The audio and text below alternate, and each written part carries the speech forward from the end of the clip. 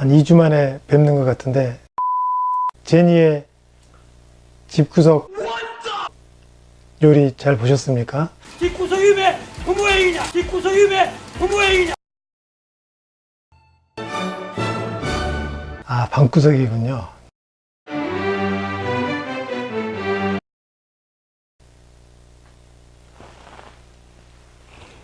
안녕하십니까? 돋보기로 보는 세상 고인돌입니다.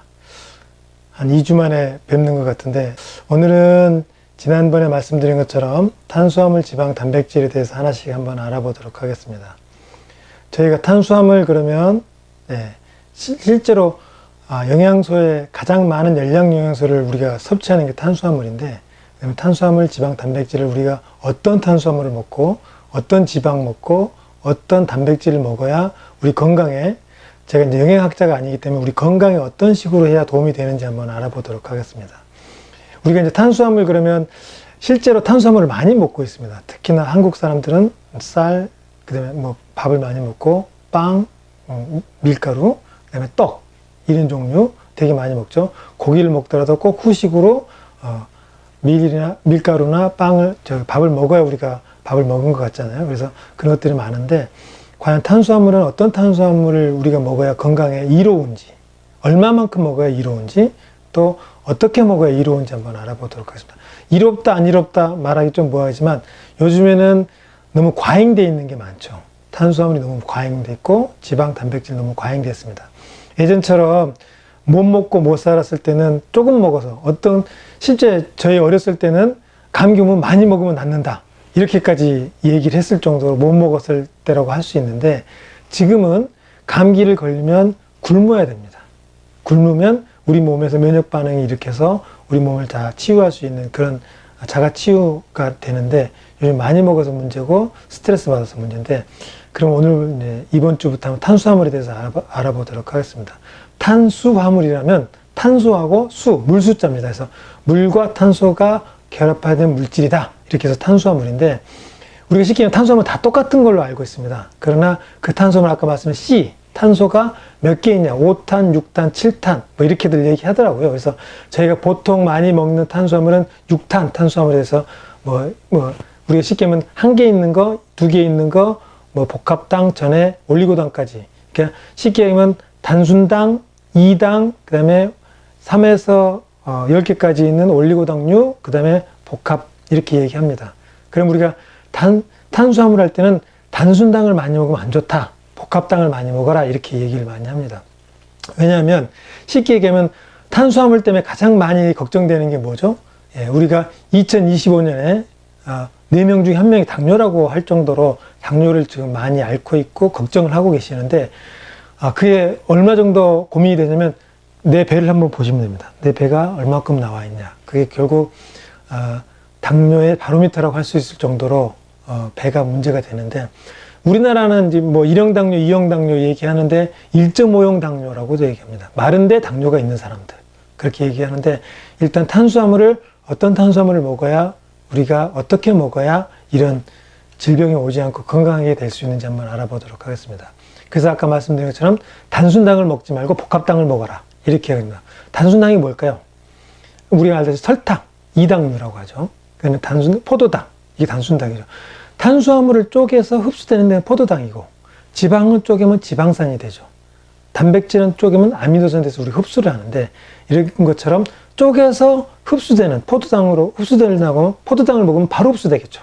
그러면 우리가 당뇨라고 하면 실제로 췌장에서 베타세포에서 인슐린이 나와가지고 혈액 속에 들어있는 당을 세포 속으로 밀어넣어줘야 되는데, 밀어넣지 못하기 때문에 혈액 속에 당이 많이 떠 있습니다. 그 많이 떠 있으면 문제가 되기 때문에 당뇨, 소변으로 당을 빼내는 거죠. 에너지원을 빼내면 얼마나 우리 몸이 안 좋겠습니까?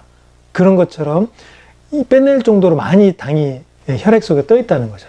그 얘기는 어떤 거냐면, 아까 말씀드린 것처럼 혈액 속에 있는 거를 세포 속으로 밀어넣어주면 우리 몸에서 에너지원을 쓸 수 있는데, 에너지원을 쓸 수 없을 정도로 많이 먹었다든지, 과하게 갑자기 많이 먹었다든지, 아니면 인슐린이 모자라든지 인슐린 저항이 생겼다든지, 이렇게 되면 세포 속으로 당을 밀어넣어줄 수 없습니다.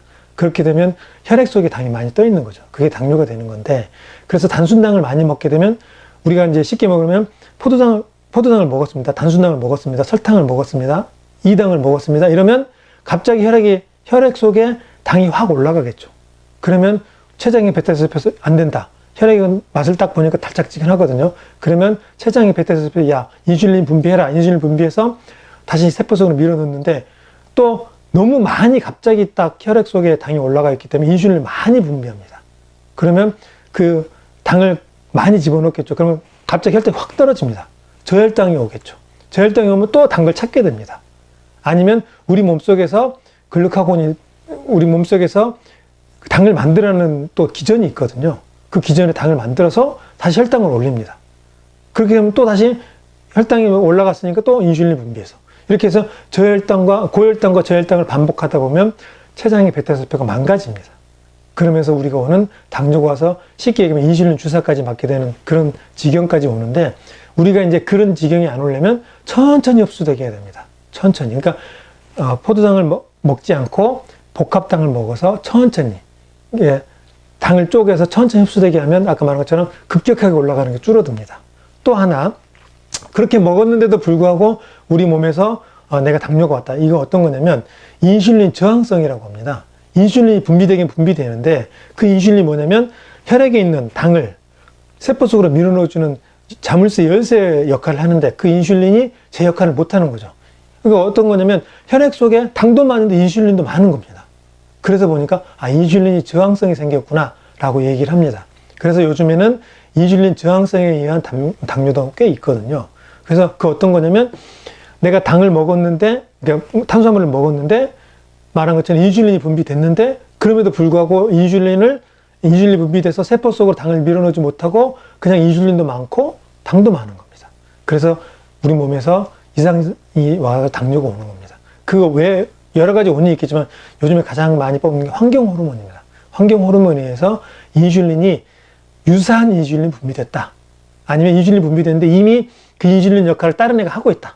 그래서 그 환경 호르몬이 그 역할을 해서 실제로 우리가 인슐린이 나왔지만 그 역할을 못하고 혈액 속에 그냥 당이 떠 있는 거죠.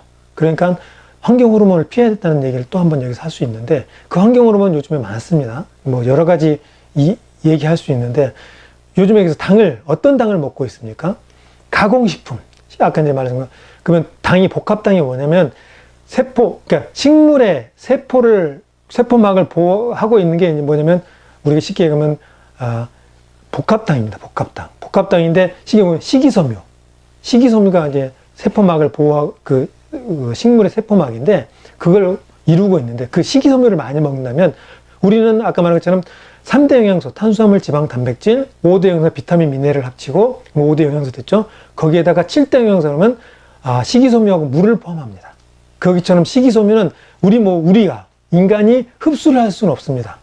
그래서 영양소는 되진 않지만 그게 우리 그 건강에 반드시 필수적으로 필요하기 때문에 아까 말한 것처럼 식이섬유를 꼭 7대 영양소 중에 포함시키는데 그만큼 식이섬유를 먹어서 천천히 흡수되게 해야 됩니다.